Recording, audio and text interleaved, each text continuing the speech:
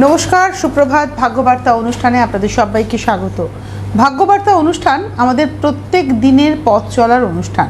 আজকের দিনটা মেষ থেকে মীন কেমন কাটাবেন, কোনটা তাদের ভালো দিক, কোন রংটা তাদের জন্য শুভ, যেমন গুরুত্বপূর্ণ, পাশাপাশি ছকের কোন গ্রহ সন্নিবেশে আমরা ভালো থাকতে পারি, সবটা নিয়ে আলোচনা। এবং এই আলোচনায় যিনি আমাদের সঙ্গে থাকেন, যার অভিজ্ঞতা দিয়ে আমরা আমাদের জীবন যাপন করতে পারি, তিনি হচ্ছেন পণ্ডিতজি ভৃগুশ্রী জাতক। অনেক অনেক স্বাগত, সুপ্রভাত। নমস্কার। আজকেও থাকবে জগন্নাথ কথা। আজ বলবো একটি অলৌকিক রহস্য নিয়ে জগন্নাথ দেবের। তার পাশাপাশি থাকবে আজকের মহাগোচর নিয়েও বলবো। আজকের অমাবস্যা তিথি থাকবে বিকেল 4:01 পর্যন্ত। আজ ব্যাঘাত যোগ দিবা 2টো পর্যন্ত, তারপরে শুরু হবে হর্ষণ যোগ। আজকের গোচরে আত্মকারক গ্রহ হচ্ছে রবি। আজকের গোচরে রাজযোগ কারক গ্রহ হচ্ছে মঙ্গল এবং বৃহস্পতি। আজ অভিজিৎ মুহূর্ত দিবা 12টা 15 থেকে 1টা 3 পর্যন্ত। আজকে রাহুকাল অপরাহ্ন 3টে 4 থেকে বিকেল 4টে 44 পর্যন্ত। আজকের গ্রহগত সন্নিবেশ, রবি আজকে অবস্থান করছে মিথুন রাশির পূর্ণবসু নক্ষত্রে। চন্দ্র আজকে অবস্থান করবে মিথুন রাশির পূর্ণবসু থেকে নক্ষত্র থেকে কর্কট রাশির পূর্ণবসু নক্ষত্রে প্রবেশ করবে। মঙ্গল আজকে অবস্থান করবে বৃষ রাশির রোহিণী নক্ষত্রে। বুধ আজকে অবস্থান করবে মিথুন রাশির পূর্ণবসু নক্ষত্রে। বৃহস্পতি আজকে অবস্থান করবে কর্কট রাশির পুষ্যা নক্ষত্রে। শুক্র আজকে অবস্থান করবে সিংহ রাশির মঘা নক্ষত্রে। শনি আজকে অবস্থান করবে মীন রাশির রেবতী নক্ষত্রে। রাহু আজকে অবস্থান করবে কুম্ভ রাশির শতবিশা নক্ষত্রে। কেতু আজকে অবস্থান করবে সিংহ রাশির মঘা নক্ষত্রে। আজকের গোচরে মঙ্গলের বিপরীত রাজযোগ। বিপরীত রাজযোগ কাকে বলে? বিপরীত রাজযোগ যদি কোনো গ্রহ যদি ষষ্ঠ ভাবে থেকে দ্বাদশ ভাবকে দৃষ্টি দেয় বা দ্বাদশ ভাবে থেকে ষষ্ঠ ভাবকে দৃষ্টি দেয় স্বক্ষেত্রে, তাকে বিপরীত রাজযোগ বলা হয়। যেমন আজকের রাশির দ্বাদশভাবে মঙ্গলের অবস্থান, অর্থাৎ বৃষ রাশিতে মঙ্গলের অবস্থান। মঙ্গল তার সপ্তম দৃষ্টি দিচ্ছে বৃশ্চিক রাশিতে, অর্থাৎ স্বক্ষেত্রে, অর্থাৎ রাশির দ্বাদশপতি ষষ্ঠভাবে দৃষ্ট মঙ্গলের। এটা হচ্ছে মঙ্গলের বিপরীত রাজযোগ। আমি উদাহরণস্বরূপ আরও বলবো, যদি কোনো জাতক জাতিকার তুলা লগ্ন হয়, তার বৃহস্পতি যদি কন্যা রাশিতে অবস্থান করে, কন্যা রাশির সপ্তমে অবস্থান করলে বৃহস্পতি সপ্তম দৃষ্টি পাচ্ছে মীন রাশিতে, অর্থাৎ তুলা লগ্নের জাতক জাতিকার দ্বাদশপতি ষষ্ঠ ভাবকে দৃষ্টি দিচ্ছে। একে বলে বৃহস্পতির বিপরীত রাজ্য। যেমন কোনো জাতক জাতিকার সিংহ লগ্ন, তার দ্বাদশভাবে শনির অবস্থান, অর্থাৎ কর্কট রাশিতে শনির অবস্থান। শনি তার সপ্তম দৃষ্টি দিচ্ছে মকর রাশিতে, অর্থাৎ স্বক্ষেত্রে দৃষ্টি দিচ্ছে। সিংহ লগ্নের জাতক জাতিকাদের ষষ্ঠ ভাব হচ্ছে মকর রাশির ঘর, অর্থাৎ দ্বাদশভাবে অবস্থান করে ষষ্ঠ ভাবকে দৃষ্টি দিচ্ছে, স্বক্ষেত্রে দৃষ্টি দিচ্ছে শনির। একে বলে শনির বিপরীত রাজ্য। আবার কোনো জাতক জাতিকার যদি মেষ লগ্ন হয়, তার দ্বাদশভাবে যদি বুধের অবস্থান হয়, অর্থাৎ মীন রাশিতে বুধের অবস্থান, সপ্তম দৃষ্টি দিচ্ছে কোথায়? কন্যা রাশিতে, অর্থাৎ লগ্নের দ্বাদশভাবে বুধের অবস্থান করে স্বক্ষেত্রে ষষ্ঠভাবে দৃষ্ট, এটাকে বলা হয় বুধের বিপরীত রাজ্য। ঠিক তেমনি কারো যদি বৃষ লগ্ন হয়, যদি শুক্র অবস্থান করে মেষ রাশিতে, তাহলে মেষ রাশির দ্বাদশ ভাব হচ্ছে বৃষ লগ্নের দ্বাদশ ভাব হচ্ছে মেষ রাশির ঘর। মেষ রাশির ঘরে শুক্রের অবস্থান, তার সপ্তম দৃষ্টি দিচ্ছে তুলা রাশিতে নিজের ঘরে, অর্থাৎ ষষ্ঠভাবে দৃষ্টি দিচ্ছে। একে বলে শুক্রের বিপরীত রাজযোগ। অর্থাৎ যে গ্রহগুলো দ্বাদশভাবে অবস্থান করে স্বক্ষেত্রে ষষ্ঠভাবে দৃষ্টি দেবে, অথবা ষষ্ঠভাবে অবস্থান করে স্বক্ষেত্রে দ্বাদশভাবে দৃষ্টি দেবে, সেই গ্রহগুলোকে বলা হয় বিপরীত রাজ্যকারক গ্রহ। এই বিপরীত রাজ্যকারক গ্রহগুলোর মহাদশা অত্যন্ত শুভ ফল দেয় জাতক জাতিকার জীবনে। অর্থাৎ বৃহস্পতি, শনি, মঙ্গল যে কোনো বিপরীত রাজ্যকারক গ্রহর যদি থাকে কোনো জাতক জাতিকার, তার এডুকেশন লাইফে কিন্তু উচ্চ শিক্ষা আসে, কর্মজীবন হয় সম্মানজনক, অর্থনৈতিক সাফল্য আসে এবং ব্যবসাগত সাফল্য আসে। এবং বিপরীত রাজ্য জাতক জাতিকাদের খুব বিরল দেখা যায় এই যোগ। কিন্তু যদি তাদের জন্মছকে বিপরীত রাজযোগ থাকে, মানে শুভ অবস্থায়, অর্থাৎ শুভ অবস্থায় বলতে যে গ্রহ বিপরীত রাজযোগ করবে সেই গ্রহ কিন্তু শুভ নক্ষত্রে থাকলে অত্যন্ত শুভ ফল দেয়। যদি বৃহস্পতি যদি বিপরীত রাজযোগ কারো গ্রহ হয়, কারোর বৃহস্পতি যদি দেখা যায় সে চন্দ্রের নক্ষত্রে অবস্থান করছে, হস্তা নক্ষত্রে অবস্থান করছে, তাহলে অত্যন্ত শুভ ফল আসে। যদি কোনো জাতক জাতিকার মিথুন লগ্ন হয়, তার দ্বাদশভাবে অবস্থান করছে মঙ্গল। মঙ্গল যদি দেখা যায় যে বিশেষ করে চন্দ্রের নক্ষত্রে অবস্থান করে, অর্থাৎ রোহিণী নক্ষত্রে অবস্থান করছে, অত্যন্ত শুভ ফল আসে। অর্থাৎ গ্রহগুলোর নক্ষত্র ভালো পেতে হবে, তবেই কিন্তু তার মহাদশায় সেই জাতক জাতিকা কিন্তু বিপরীত রাজযোগের শুভ ফল পাবে। বিপরীত রাজযোগ অত্যন্ত শুভ এবং বিশেষ করে মহাদশায় নানাবিধ সাফল্য আসে। আসবো আজকে রাশিফল নিয়ে। আমি একটা কথা খালি আপনার কাছ থেকে জানবো, আমি দেখেছি যে আপনি যখনই কোনো বিশ্লেষণ করেন এরকম আলোচনাতে, আপনার প্রত্যেকটা এপিসোড তো যারা জ্যোতিষ শিখছেন তাদের কাছেও খুব গুরুত্বপূর্ণ। আপনি এত সুন্দর করে এই যে বিপরীত রাজযোগ নিয়ে আজকে বললেন, যারা জ্যোতিষ নিয়ে ভাবছেন পড়াশুনো করবেন তারা কিন্তু এপিসোডটাকে রেখে দেবেন মানে লেসনের মতো। হ্যাঁ, অনেকে তো বই নিয়ে বসে, মানে খাতা পেন নিয়ে বসে। খাতা পেন নিয়ে আমার কাছে মানে আমি যে প্রোগ্রামগুলো করি আমার কাছে এসছে তারা শিখে, তারা মানে অ্যাস্ট্রোলজি প্র্যাকটিসও করছে। সাপোজ আমি এক জায়গায় মানে গিয়েছিলাম কোনো একটা চেম্বারে কিছুদিন আগে, তা চেম্বারে গিয়ে যে ভদ্রলোক এসছে, আমি ভদ্রলোককে বললাম, দাদা আপনার ওই ভদ্রলোককে তো দেখছি না, অনেক দিন আসছেন না, যার থ্রুতে আপনি এসেছিলেন আমার কাছে, সে তো আপনাকে নিয়ে এসছেন, কিন্তু তাকে তো দেখছি না, অনেক দিন আমার সঙ্গে যোগাযোগও নেই, উনি কেমন আছেন? বলে না ভালো আছেন, এখন তো উনি অ্যাস্ট্রোলজি প্র্যাকটিস করছেন।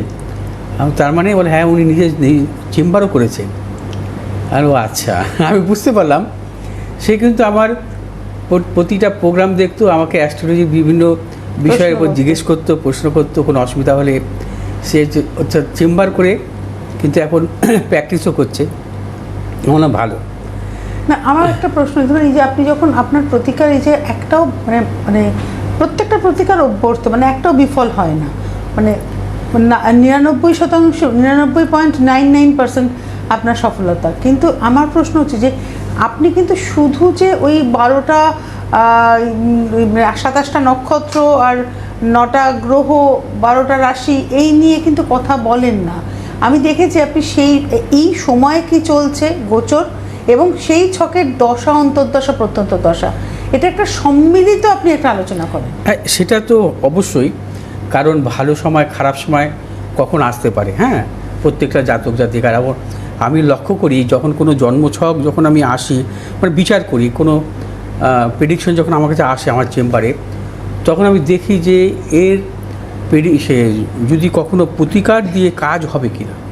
প্রতিকার দিয়ে যদি কাজ না হয় আমি কিন্তু সেটা মানে রাখি না, নিজে নিই না। এবং আমি একটা কথাই বলবো যে প্রতিকার প্রতিবিধান স্বচ্ছতার সাথে করতে হবে, যেখানে কাজ হবে। হ্যাঁ, ধর আটকে আছে, আমি জানি যে এখানে যদি আমি প্রতিকার দিই কাজ হবে, আর প্রতিকার প্রতিবিধান আমি স্বচ্ছতা বজায় রাখি। আমি তো যে প্রতিকারটা করি সে আধ্যাত্মিক উপায়ে হোক বা রত্নের মাধ্যমেই হোক, আমি যখন আধ্যাত্মিক উপায়ে করি আমি তো নিজে তারাপীঠে উপস্থিত থাকছি। তারাপীঠে উপস্থিত থেকে, যেমন গতকাল রাতে তারাপীঠে উপস্থিত থেকে নিজে আমি প্রত্যেকটা মানুষের গ্রহদোষ খণ্ডন করলাম। আমি প্রত্যেকে একটি কথাই বলবো যে আপনারা প্রতিকার দিন, কিন্তু মানুষকে ঠকাবেন না। দেখুন, ফল না পেতে পারে সে। আমি ধরুন কোনো রামের একটা কাজ করলাম, সে রামের ফল 1 মাসের জায়গা সে 2 বছর বাদেও পেতে পারে, ফলটা পেতে পারে। কিন্তু দেখা গেল সে তার ফল সেভাবে আসলো না, সেটাও তার কর্মফলের জন্য দায়ী। তার কর্মফল ঠিক নেই, সে আমাকে কেন, সারা পৃথিবীর যেখানে যাকে ফল পাবে না। কারণ আমি সাধন পীঠে বসে যার প্রতিকারটা করেছি তাকে আমি ভিডিও দেখিয়েছি, হ্যাঁ, আমি চেষ্টা করেছি তার হয়ে, তার হয়নি, তার কর্মফল। সেটা আমার কাছে খুব রেয়ার, আমি এটা রেয়ার বলছি কারণ আমি যেভাবে প্রতিকার প্রতিবিধান করি, আমার মা সর্বমঙ্গলা মায়ের মন্দিরে পুজো হয় তার নামে, তারাপীঠে হোমযজ্ঞর অনুষ্ঠানে তার নামে আহুতি দিয়ে সংকল্প করে গ্রহদোষ খণ্ডন করি, এবং যেভাবে তার ওই প্রতিকার শোধন মানে ক্রিয়া আমি করি, তাতে তার কাজ হতেই হবে। আমি বলবো না যে কালকে ম্যাজিকের মতো কাজ হবে, আমি কখনোই কথা বলবো না, কারণ আমি ম্যাজিশিয়ান নই, আমি ভগবানও নই, আমি ঈশ্বরও নই যে আপনাকে সে প্রতিকার প্রতিবিধানের রাতারাতি ফল দিতে পারবো।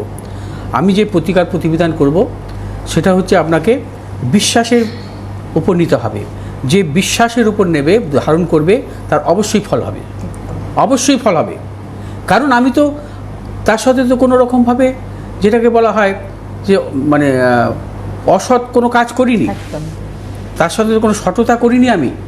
আমি তো সম্পূর্ণভাবেই তার নাম গোত্র দিয়ে পুজো পাঠ করে হোমযজ্ঞ করে তবেই তো করেছি। সেই জন্য আমি বলবো যারা মানে আমাকে দেখেই বা অনুকরণ করেই অ্যাস্ট্রোলজি করুন, যাই করুন না কেন, আপনারা কিন্তু আমার এই পথটাও অবলম্বন করবেন।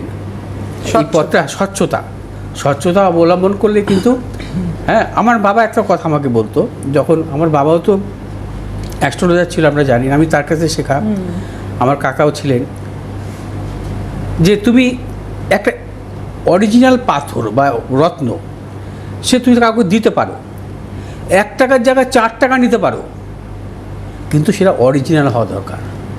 সেটাকে অরিজিনাল জিনিসটাকে তুমি 1 টাকার জিনিস, আমার দাম 4 টাকা, তুমি নিলে নাও, না না নাও, না নাও, তুমি বড় দোকানে যাও, সেখানে ওই 1 টাকার জিনিস 4 টাকা বেজে, অথবা তুমি কি সেখানে সার্টিফিকেট দিয়ে নিচ্ছ না, মানে সে ক্যাশ মেমো দিয়ে নিচ্ছ, আমার ভালো জিনিস 1 টাকার জিনিস আমি 4 টাকা বিক্রি করছি, কিন্তু হ্যাঁ অরিজিনাল হতে হবে সেটা, হ্যাঁ স্বচ্ছতা। এমনও মানুষ আছে যে 1 টাকার জিনিস 40 টাকা দিয়েও কেনে, নেবে, স্বচ্ছতা, হ্যাঁ স্বচ্ছতা হয়, পিওর হয়, পিওর হতে হবে। আমি কোনো পিওরিটি মেনটেন করলাম না, আমি নকল দিলাম, সেটা তো ঠিক নয়। আমি তো দেখি, অনেককে দেখি, আমি হাসি, হ্যাঁ, জিনিস ভালো দিয়ে তার কাছ থেকে পয়সা নিন। আর পুজোর নাম করে যে আপনার ড্রয়ার থেকে দিচ্ছেন, এটা ঠিক নয়। আপনারাও পুজো পাঠ করে আমার মতন খেটে সারা রাত হচ্ছে তারাপীঠে পড়ে আপনারাও দিন। আমি যদি এই বয়সে যদি আমি তারাপীঠে হোমযজ্ঞ করতে পারি, সারা রাত জার্নি করতে পারি, আপনারা কেন পারবেন না? আপনারা চেষ্টা করুন, কিন্তু লোককে ঠকাবেন না, মানুষকে কখনো ঠকানো ভালো নয়। আমিও কিন্তু একটা বড় বিপদে পড়েছিলাম, কিন্তু সেখান থেকে আমি উদ্ধার পেয়েছি, যেখানে লক্ষ লোক এই সমস্যায় পড়ে না। হ্যাঁ, একজন আমাকে একটা কথা প্রসঙ্গে বলল যে আসলে কি জানেন, আমাদের প্রত্যেকের যে বিভিন্ন সমস্যা আপনি ঘাড়ে নিয়ে, হ্যাঁ, তারই কিন্তু এটা হচ্ছে, যাই হোক, সবার নেগেটিভিটি, হ্যাঁ, সব নেগেটিভিটি আপনার ঘাড়ে গিয়ে পড়েছে, সেই জন্য আপনার এত সমস্যা হয়েছে। তা যাই হোক, আপনি ভালো আছেন, সুস্থ আছেন, এটাই যথেষ্ট। আপনার পজিটিভিটি আপনাকে নিয়ে গেছে। তা সেটা আমি বলি যে প্রত্যেকটা মানুষের জীবন আসতে পারে, আপনার জীবন আসতে পারে, কিন্তু আপনি চেষ্টা করবেন সেটা স্বচ্ছতা বজায় রাখার। রাশিফলে যাওয়ার আগে আমি একটুখানি ছোট্ট করে বলে দেবো, প্রত্যেক রবিবার গড়িয়াহাট, প্রত্যেক সোমবার দক্ষিণেশ্বর, প্রত্যেক মঙ্গলবার হাতিবাগান, প্রত্যেক বুধবার, শুক্রবার এবং শনিবার বারাসাত। এছাড়া আপনারা বিভিন্ন জায়গার চেম্বার, কবে কোথায় চেম্বার স্ক্রলে কিন্তু আপনারা দেখে নিতে পারছেন। পরবর্তী অমাবস্যা সম্ভবত অগস্ট মাসে, এরপরে তো কৌশিকী অমাবস্যা, কৌশিকী অমাবস্যা 10ই সেপ্টেম্বর, তাহলে তার আগে অবশ্যই আগস্টে একটা আছে। হ্যাঁ, আর আপনি যা কাজ করেন সবটাই অমাবস্যাকে কেন্দ্র করে। আমার এর পরের অমাবস্যার পর থেকেই আমি কিন্তু পুরো বাইরে যাচ্ছি, কারণ টানা থাকবে কৌশিকী অমাবস্যা। কৌশিকী অমাবস্যার আগে তো অনেকেই আমাকে চাইবে যে আপনি একবার আসুন, সেই জন্য কিন্তু আমার ওই ঠিক 13ই আগস্ট থেকে, অর্থাৎ 12ই আগস্ট হচ্ছে অমাবস্যা, 13ই আগস্ট থেকে কিন্তু আমার পরপর সব চেম্বারগুলো পড়েছে। 13ই আগস্ট যেমন আমার আছে বহরমপুর, 14ই আগস্ট আছে আমার মালদা, 15ই আগস্ট আছে শিলিগুড়ি, 16ই আগস্ট আছে কৃষ্ণনগর, করে ব্যাক করব। আবার 20 আগস্ট হচ্ছে জামশেদপুর, 21শে আগস্ট হচ্ছে আমার মেদিনীপুর। আমরা আগামীকাল হ্যাঁ। বরঞ্চ এটা ডিটেলটা বলে হ্যাঁ। দেবো, স্টলেও যাচ্ছে। হ্যাঁ, আমরা এবার রাশিফল পরপর দেখব। চেম্বারগুলো থাকবে, কারণ 10ই সেপ্টেম্বর যেহেতু কৈশিকী অমাবস্যা, তার তার আগে আগে আমাকে প্রত্যেকটা জায়গায় পাবেন। আচ্ছা, এবার আজকে রাশিফল নিয়ে আসবো। আজ হচ্ছে মেষ রাশি জাতক জাতিকাদের ক্ষেত্রে শুভ অর্থনৈতিক সাফল্য, অর্থনৈতিক দিক থেকে শুভ। মেষ রাশি জাতক জাতিকায় দূরযাত্রার ক্ষেত্রে সাফল্য পাবেন। আজ আপনার যে কোনো শুভ কাজের ক্ষেত্রে উত্তর পশ্চিম দিকে অগ্রসর হবে সাফল্য। শুভ রং হচ্ছে আমাদের লাল এবং হলুদ। আজ 4 সংখ্যার জাতক জাতিকের ক্ষেত্রে শুভ, 8 সংখ্যার জাতক জাতিকের ক্ষেত্রে অশুভ। বিশ্বরাশির জাতক জাতিকাদের ক্ষেত্রে আজকে দিনটি নানাবিধ প্রতিকূলতা, অর্থনৈতিক উন্নতির ক্ষেত্রে ব্যাহত প্রিয়জনের সাথে মতানৈক্য, গুপ্ত সত্য বৃদ্ধি হতে পারে। বিশ্বরাশির জাতক জাতিক আজ যে কোনো শুভ কাজের ক্ষেত্রে উত্তর পশ্চিম দিকে অগ্রসর হবে সাফল্য। শুভ রং হচ্ছে আমাদের সাদা এবং লাল। আজ 8 সংখ্যার জাতক জাতিকের ক্ষেত্রে শুভ, 9 সংখ্যার জাতক জাতিকের ক্ষেত্রে অশুভ। মিথুন রাশির জাতক জাতিকাদের ক্ষেত্রে আজকের দিনটি অর্থ লাভ, কর্মক্ষেত্রে সুনাম বৃদ্ধি, পদোন্নতি। মিথুন রাশির জাতক জাতিকাদের দূরযাত্রার ক্ষেত্রে সাফল্য। মিথুন রাশির ব্যবসায়ীদের ক্ষেত্রে আজকের দিনটি বিশেষভাবে শুভ। আজ আপনারা যে কোনো শুভ কাজের ক্ষেত্রে দক্ষিণ পশ্চিম দিকে অগ্রসর হবে সাফল্য। শুভ রং হচ্ছে সবুজ এবং লাল। আজ 3 সংখ্যার জাতক জাতিকের ক্ষেত্রে বিশেষভাবে শুভ, 6 সংখ্যার জাতক জাতিকের ক্ষেত্রে অশুভ। কর্কট রাশির জাতক জাতিকারা আজকে সারাদিন নানাবিধ প্রতিকূলতার মধ্যে কাটাবেন। শারীরিক মানসিক প্রতিকূলতা, অর্থনাশ, গুপ্ত সত্য বৃদ্ধি হতে পারে। কর্কট রাশি জাতক জাতিকার সর্বক্ষেত্রে ভেবেচিন্তে অগ্রসর হবেন। হঠকারিতা কোনো সিদ্ধান্ত নেবেন না। আজ আপনার যে কোনো শুভ কাজের ক্ষেত্রে পূর্ব দক্ষিণ দিকে অগ্রসর হবেন সাফল্য। শুভ রং হচ্ছে আপনাদের সাদা এবং লাল। আজ 9 সংখ্যার জাতক জাতিকের ক্ষেত্রে শুভ, 3 সংখ্যার জাতক জাতিকের ক্ষেত্রে অশুভ। সিংহ রাশি জাতক জাতিকাদের ক্ষেত্রেও আজকের দিনটি নানাবিধ প্রতিকূলতা, অর্থনাশ, গুপ্ত সত্য বৃদ্ধি হতে পারে। ব্যবসায়ীদের ক্ষেত্রে সতর্কতা অবলম্বন করবেন। দূরযাত্রার ক্ষেত্রে সতর্কতা অবলম্বন করতে হবে। সিংহ রাশির জাতক জাতিকারা আজ কর্মক্ষেত্রে প্রবল গুপ্ত সত্য বৃদ্ধি হতে পারে। যে কোনো শুভ কাজের ক্ষেত্রে পূর্ব উত্তর দিকে অগ্রসর হবে সাফল্য। শুভ রং লাল এবং হলুদ। আজ 2 সংখ্যার জাতক জাতিকের ক্ষেত্রে শুভ, 5 সংখ্যার জাতক জাতিকের ক্ষেত্রে অশুভ। কন্যা রাশির জাতক জাতিকাদের ক্ষেত্রে আজকের দিনটি শুভ, অর্থ লাভ, কর্মক্ষেত্রে সুনাম বৃদ্ধি, পদোন্নতি, সন্তানের সাফল্য। কন্যা রাশির জাতক জাতিকাদের পারিবারিক দিক থেকে শুভ। আজ কন্যা রাশির জাতক জাতিকারা যে কোনো শুভ কাজের ক্ষেত্রে উত্তর দক্ষিণ দিকে অগ্রসর হবে সাফল্য। শুভ রং হচ্ছে আমাদের সবুজ এবং হলুদ। আজ 1 সংখ্যার জাতক জাতিকের ক্ষেত্রে শুভ, 4 সংখ্যার জাতক জাতিকের ক্ষেত্রে অশুভ। তুলা রাশির জাতক জাতিকাদের ক্ষেত্রে আজকের দিনটি সর্বক্ষেত্রে সাফল্যের যোগ। তুলা রাশির জাতক জাতিকাদের অর্থ লাভ, কর্মক্ষেত্র শুভাশুভ ফল মিলবে। ব্যবসায়ীদের ক্ষেত্রে বিশেষভাবে শুভ। যারা শিল্পকলার জগতে বা পেশাগত ব্যবসার সাথে যুক্ত আছেন অত্যন্ত সাফল্য পাবেন। আজ আপনারা যে কোনো শুভ কাজের ক্ষেত্রে পূর্ব দিক এবং পশ্চিম দিকে অগ্রসর হবে সাফল্য। শুভ রং হচ্ছে আমাদের সাদা এবং লাল। আজ 4 সংখ্যার জাতক জাতিকের ক্ষেত্রে শুভ, 6 সংখ্যার জাতক জাতিকের ক্ষেত্রে অশুভ। বৃশ্চিক রাশি জাতক জাতিকাদের ক্ষেত্রে আজকের দিনটি নানাবিধ প্রতিকূলতা। বৃশ্চিক রাশি জাতক জাতিকারা সর্বক্ষেত্রে ভেবেচিন্তে অগ্রসর হবেন। তবে বৃশ্চিক রাশি জাতক জাতিকারা আজ যে কোনো শুভ কাজের ক্ষেত্রে বেলা 2টোর পর থেকে অগ্রসর হবে সাফল্য। শুভ রং হচ্ছে আপনাদের লাল এবং হলুদ। আজ 2 সংখ্যার জাতক জাতিকের ক্ষেত্রে শুভ, 3 সংখ্যার জাতক জাতিকের ক্ষেত্রে অশুভ। মিথুন রাশির জাতক জাতিক ধনুরাশির জাতক জাতিকাদের ক্ষেত্রে আজকের দিনটি নানাবিধ প্রতিকূলতা। ধনুরাশি জাতক জাতিকাদের অর্থনৈতিক উন্নতির ক্ষেত্রে ব্যাহত প্রিয়জনের সাথে মতানৈক্য, গুপ্ত সত্য বৃদ্ধি হতে পারে। ধনুরাশি জাতক জাতিকারা আজ যে কোনো শুভ কাজের ক্ষেত্রে ভেবেচিন্তে অগ্রসর হবেন। ব্যবসায়ীদের ক্ষেত্রে সতর্কতা অবলম্বন করবেন এবং ব্যবসা ক্ষেত্রে নানা রকম প্রতিকূলতা আসতে পারে।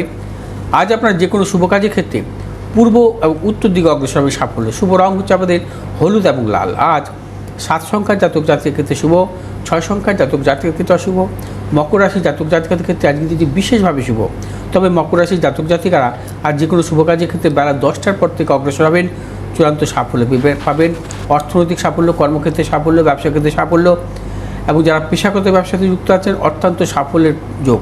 আজ মকর রাশির জাতক জাতিকারা যে কোনো শুভ কাজের ক্ষেত্রে দক্ষিণ পূর্ব দিকে অগ্রসর হবে সাফল্য। শুভ রং হচ্ছে আমাদের নীল এবং লাল। আজ 8 সংখ্যার জাতক জাতিকের ক্ষেত্রে শুভ, 9 সংখ্যার জাতক জাতিকের ক্ষেত্রে অশুভ। কুম্ভ রাশি জাতক জাতিকাদের ক্ষেত্রে আজকের দিনটি নানাবিধ প্রতিকূলতা, সর্বক্ষেত্রে ভেবেচিন্তে অগ্রসর হতে হবে। অর্থনাশ, গুপ্ত সত্য বৃদ্ধি হতে পারে।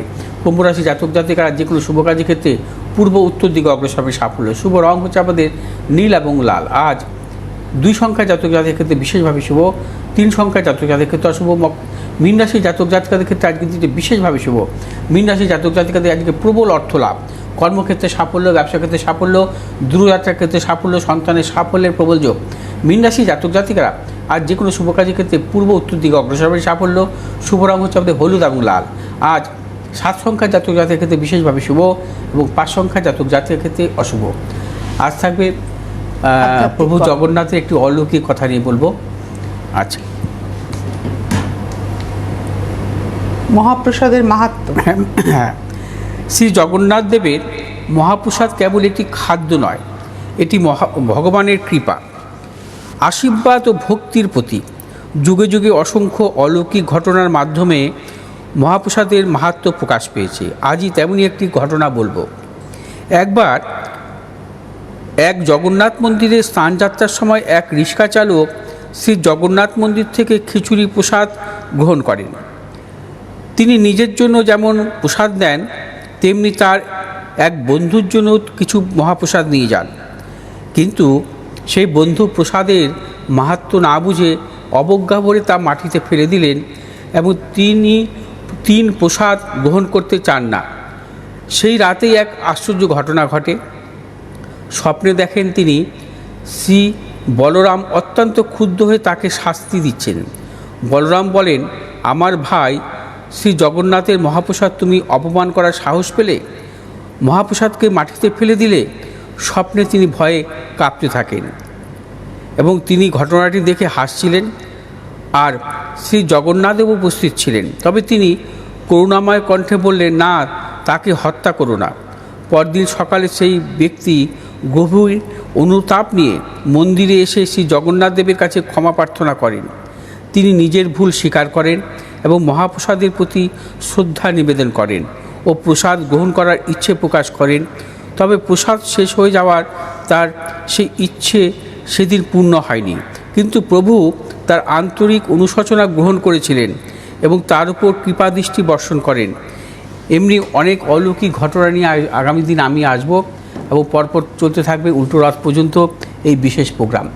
আচ্ছা, অনুষ্ঠান আপনারা দেখবেন, আর তার সঙ্গে সঙ্গে আপনাদের বলে দিই অনলাইন কনসালটেন্সির জন্য যোগাযোগ করবেন 9836646559, 8583013265 এবং এই দুটো ফোন নাম্বারে কিন্তু অ্যাপয়েন্টমেন্টের জন্য আপনারা ফোন করবেন। অনলাইন কনসালটেন্সি এবং অ্যাপয়েন্টমেন্ট বুকিং এই নাম্বারেই আপনারা করবেন। আজকে হাতে সময় নিয়ে বিদায় নেওয়ার পালা।